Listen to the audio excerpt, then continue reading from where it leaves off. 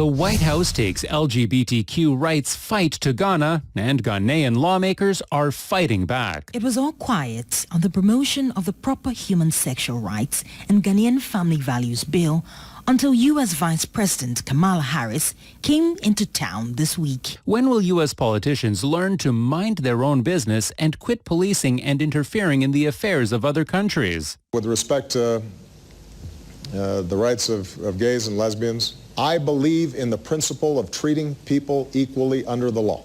If you look at the history of countries around the world, when you start treating people differently, not because of any harm they're doing anybody, but because they're different, that's the path whereby freedoms begin to erode. Listen to how the Kenya president responded to President Obama. The fact of the matter is that Kenya and the United States, we share so many values. But there are some things that we must admit we don't share. Our culture, our societies don't accept.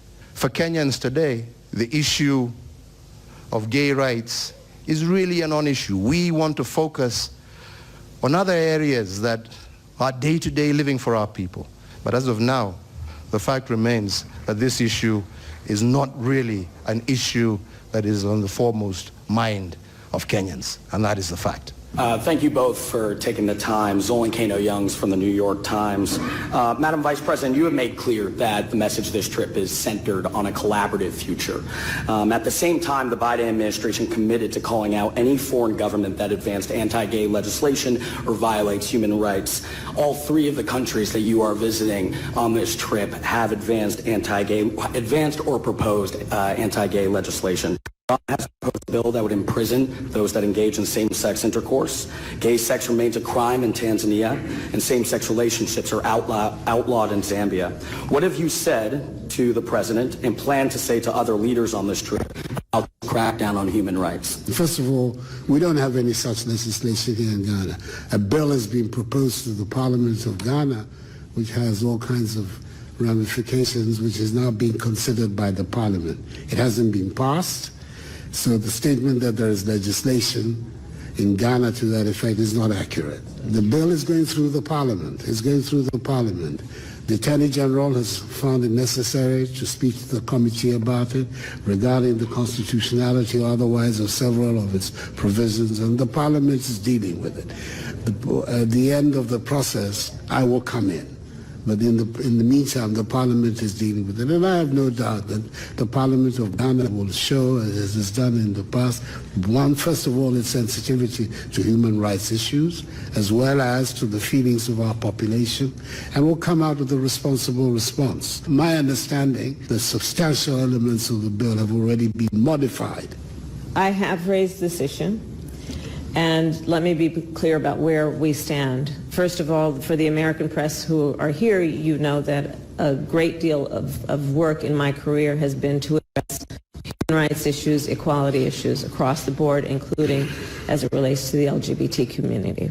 And I feel very strongly about the importance of supporting the freedom and supporting and fighting for equality among all people, and that all people be treated equally.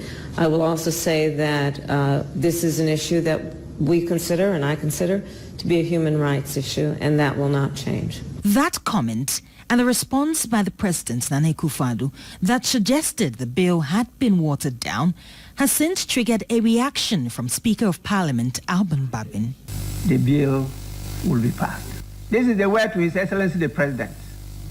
There is no way he can intervene. The bill will punish teaching or inducing a child into sexual acts other than what it calls the binary category of male or female, or anyone who evokes the interests of the child in an activity prohibited under the Act to not less than 6 years in prison and not more than 10 years in prison. We will address the issue of homosexuality being heralded by woke activists as a human rights issue shortly. It is disturbing that these leaders would travel thousands of miles across the sea, and what they deem pertinent to discuss is how to coax a sovereign nation into violating its values and accepting LGBTQ as an acceptable lifestyle. Recently, the Ugandan parliament passed a bill making LGBTQ illegal in their country. As you would have imagined, the woke politicians in the United States, Canada, and other Western countries sharply condemned the bill. They threatened economic sanctions if Uganda signed the bill into law. The bill is one of the most extreme anti-LGBTQI+ laws in the world. If the AHA is signed into law and enacted, it would impinge upon universal human rights, deter tourism, and invest in Uganda and damage Uganda's international reputation. We're certainly watching this real closely, and we would have to take a look at whether or not there might be repercussions that we would have to take, perhaps in an economic way, should this law actually get passed and enacted. Taking a moment to condemn in the absolute strongest terms the despicable law put forward by the Ugandan government.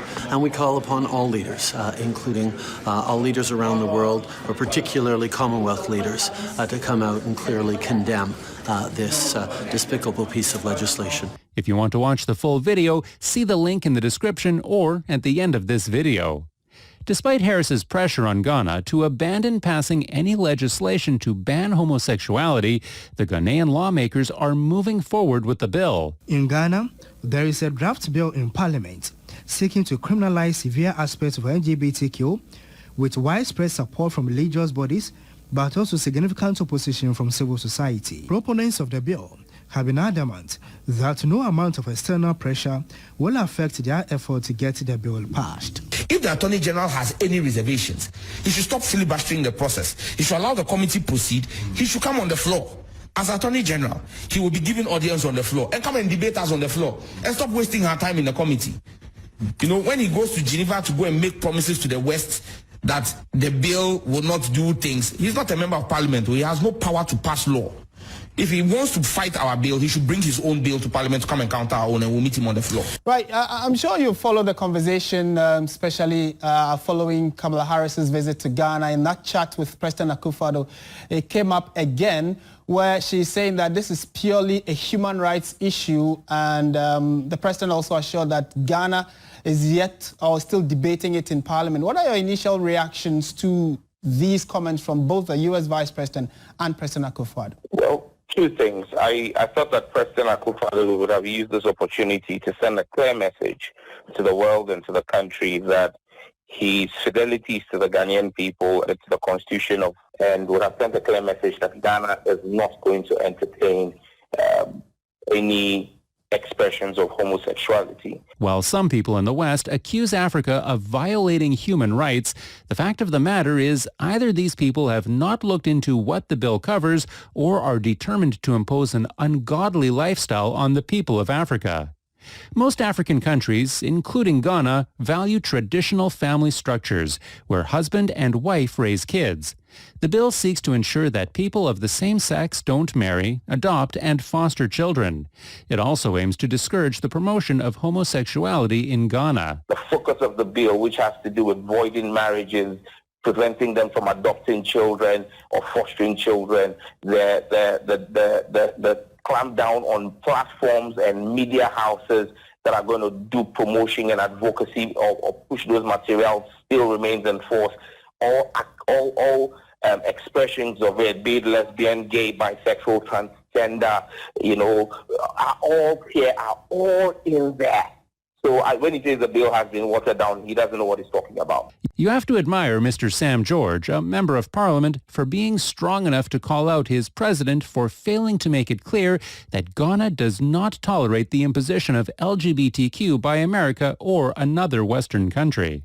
Moreover, he called out Harris's hypocrisy of crying about human rights violations in Ghana when human rights are being violated in America. It is hypocritical for Harris to talk about human rights violations when she champions the violation of the rights of unborn babies in America.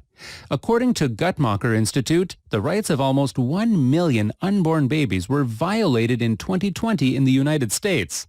A national emergency would have been issued if that many adult lives were taken. Why is Ms. Harris silent, yet crying about human rights violations in another sovereign country? If only American leaders would deal with their human rights infringements, learn to respect other countries and their values, and stop interfering, dictating, and imposing their ungodly ideologies on other countries. Ghana's speaker deserves credit for encouraging lawmakers not to be intimidated by Harris. He criticized Kamala Harris's position on Ghana's anti-LGBTQ bill. Don't be intimidated by any person. We need to legislate. Our friends just passed their law in Uganda. We may not go the way they have gone because our constitution is very clear as to the direction we should move. And so we'll be guided by that. And so what are you afraid of? If you have the whole people behind you, if God is with you, who can be against you? The vice president just did. Is it yesterday? I mean, these things should not be tolerated. That is undemocratic. What is democracy? That somebody else will have to dictate to me as to what is good and what is bad?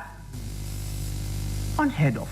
The bill will be passed. One has to ask whether the U.S. will bully and sanction countries like Saudi Arabia to enforce homosexual rights.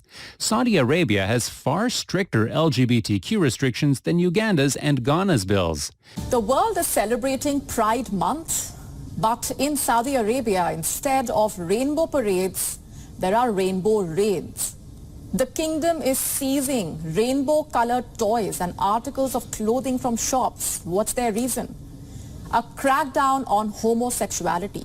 Items targeted in the recent raids include rainbow-colored bows, skirts, hats, and pencil cases. Most of them apparently manufactured for young children. According to Saudi Arabia, the colors send a poisoned message to children, quote-unquote. Homosexuality is illegal in Saudi Arabia. It is punishable by a number of penalties, ranging from flogging to imprisonment and even execution. Same-sex marriages and civil partnerships are not recognized. So why is the United States not imposing sanctions on Saudi Arabia? Just last week when Uganda passed the law, the U.S. has reacted swiftly, saying that they are going to be sanctioning or, imposing some kind of economic sanctions on Uganda. Again, two things. The U.S. They're cowards. Why didn't they issue threats to Qatar? Why did they not stop their U.S. male team from playing in Qatar? Why did they not issue sanctions against Qatar? Are they not trading with Saudi Arabia? Is Saudi Arabia not one of their biggest traders? Is the U.S. not selling arms? The U.S. sells over almost $1 trillion of military hardware to Qatar and Bahrain. Is it not hypocrisy? And in those countries, homosexuality is punished by death. So why are they coming to flex their muscles on African countries that are saddled with poor leadership that has made us a poor countries? They're cowards. Cowards are the ones who look for weaklings to fight on them. If America wants to flex its muscle, it will flex its muscle on Turkey. It will flex its muscle on Russia, which has also banned homosexuality. It should flex its muscle on Saudi Arabia and Qatar and Bahrain. Who punish homosexuality by death, and then we will take America serious. But I mean, if you want to flex your muscle on weaklings, you're a coward. Nothing more, nothing less. Those were strong words, but he spoke the truth. As mentioned in previous videos, gays are humans and should be treated as such. We do not want to lose sight of the main issue. Homosexuality is a sin according to the Bible. And just like other sinful behaviors, God will forgive any sinner if they repent and forsake their sinful ways. Idolaters are not in the kingdom because they're worshiping someone other than God or something other than God. That's false religion. Adulterers are not in the kingdom. Adultery means the violation of marital codes, marital pledges, marital covenants, violation of marriage vows. They're not in the kingdom. Thieves are not in the kingdom. The greedy or the covetous are not in the kingdom. Drunkards are not in the kingdom. Revilers or slanderers are not in the kingdom. And swindlers or extortioners, con men, criminals, etc., are not in the kingdom. Now, so far, I haven't heard about any laws that the government is going to make to forbid us from trying to convert swindlers or trying to convert slanderers or trying to convert drunkards or thieves. There are no laws made to protect those people, but they make laws to protect two of these categories, the effeminate and the homosexuals. Why is the government doing that? Why has the government selected sins to protect? Why is that happening? Because the government is under the sway of Satan himself. And the damage done by these sins is massive, substantial, and seminal, because it destroys human identity, destroys marriage, and destroys the family, and destroys children, and destroys the society. Let us pray that Ghana's leaders will not be intimidated by the U.S. and its allies.